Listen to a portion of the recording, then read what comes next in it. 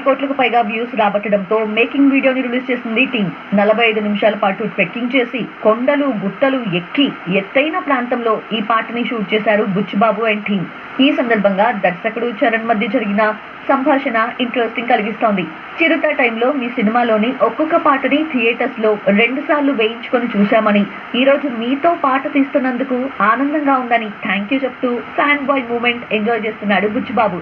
ఇంత vibe create చేస్తున్న ఈ సాంగ్ థియేటర్స్ ని ఇంకెంత షేక్ చేస్తుందో.